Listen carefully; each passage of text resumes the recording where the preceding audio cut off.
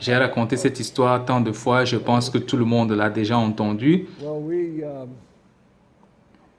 Le The Seigneur Lord nous a told dit, us, euh, ou bien the le Lord Seigneur nous a convaincus, convinced us, je I crois que should c'est comme ça que je say, devrais le dire, that we should go to que Korea. nous devrions aller en Corée.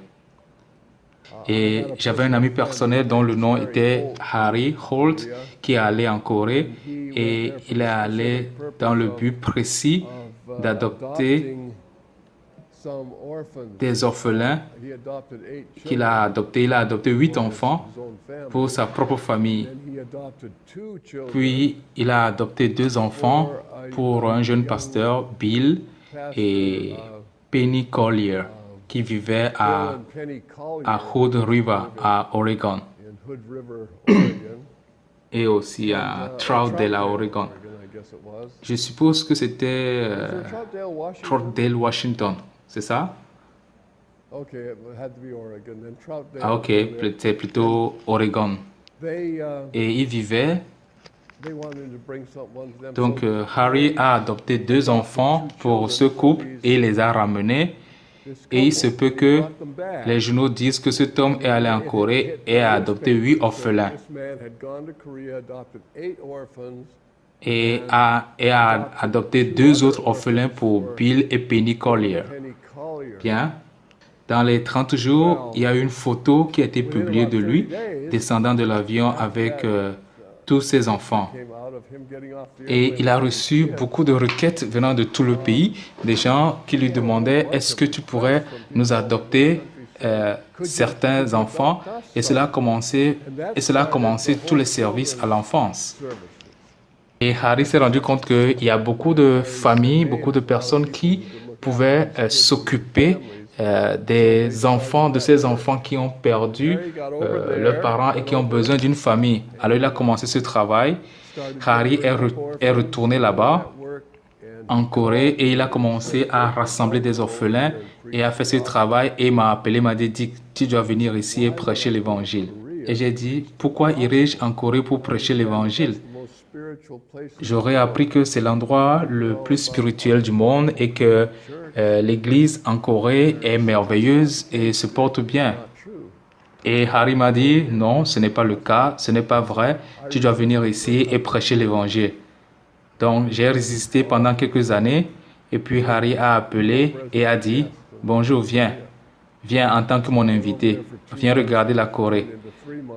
Alors je suis allé là-bas pour 2 mois qui s'est transformé en 3 mois et j'ai été ébahi, consterné que l'église en Corée était axée sur les œuvres et que la majorité de la Corée n'avait pas l'évangile. C'était un peu pathétique juste après la guerre de la Corée.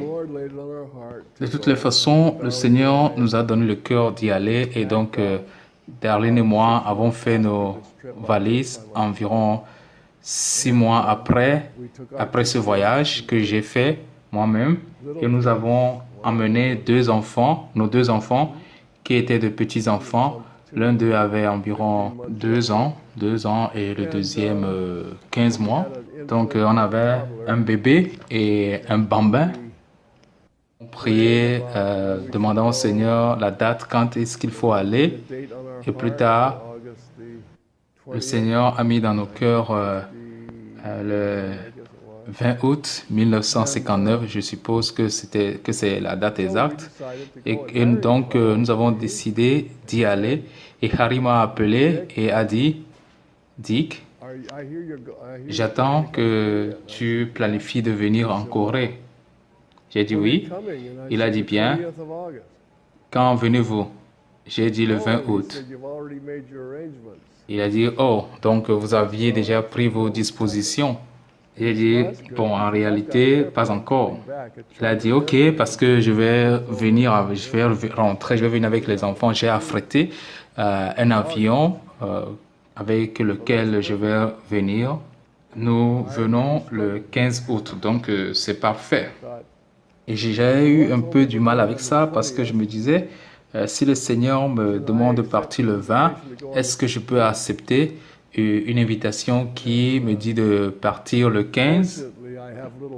Et heureusement, j'avais un peu de foi. Alors, j'ai finalement, après avoir lutté avec cela, j'ai accepté son offre.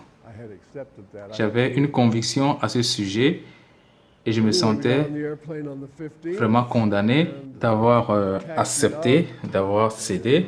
Mais de toute façon, nous sommes entrés dans l'avion le 15, mais l'avion avait un problème hydraulique. Ça a fait que le 15 n'avons pas pu voyager. Et le 16, nous sommes entrés dans l'avion, l'avion a décollé et nous sommes allés de Portland à SeaTac. Et le problème était encore là. Donc, nous étions obligés d'atterrir à SeaTac et ils ont continué à travailler sur l'avion. Le matin du 20, ils ont dit, d'accord, nous sommes prêts à partir. Alors, nous sommes partis et nous avons laissé SeaTac le 20 août. Pendant que nous étions assis, en attendant que l'avion décolle en ce moment-là, nous étions assis sur le tarmac et la porte était toujours ouverte de la porte de l'avion. Et soudainement, quelque chose m'a frappé. Et la pensée m'est venue, mais qu'est-ce que tu fais? Tu prends ta femme, 2 petits-enfants et tout ce que tu as comme actif dans ta poche, c'est $14. Et j'ai pensé que, mais ça, c'est fou, c'est de la pure folie. L'avion était encore sur le tarmac, la porte était ouverte et je me suis dit, la porte est encore ouverte, nous pouvons encore descendre de cet avion. Et je l'ai fait. Je suis descendu de l'avion, j'ai marché dehors sous l'aile de cette ancienne constellation. Est-ce que vous vous rappelez les anciennes constellations? Ça, c'est avant, c'est presque préhistorique. Et donc, j'étais là et je disais, Seigneur, j'ai peur. Ça, c'est fou. C'est vraiment de la folie. Je ne connais même pas la langue de là-bas. Je ne sais rien. Et nous partons sans argent. Et le Seigneur m'a dit, ne t'inquiète de rien. Ne vous inquiétez de rien, mais en toute chose, faites connaître vos besoins à Dieu par des prières, des explications et des actions de grâce. Et la paix de Dieu qui surpasse tout entendement gardera votre cœur et votre esprit par le Seigneur Jésus-Christ.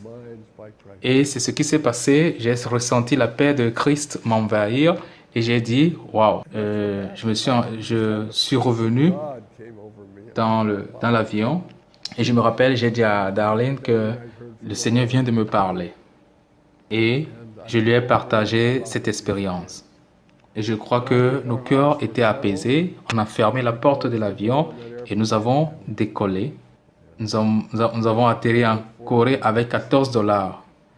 Et donc, 5 ans plus tard, nous sommes rentrés à la maison et nous avons atterri à SeaTac avec $13. Donc, le Seigneur nous a fait sa promesse avant que nous ne quittions, avant que nous ne décollions. Et dans Exode, Dieu nous avait montré toutes sortes de choses et nous avait donné l'assurance, mais il ne nous a jamais donné une espérance matérielle. Il nous a donné toute sa parole et il a accompli chacune de ses promesses qu'il nous a données à partir de la parole.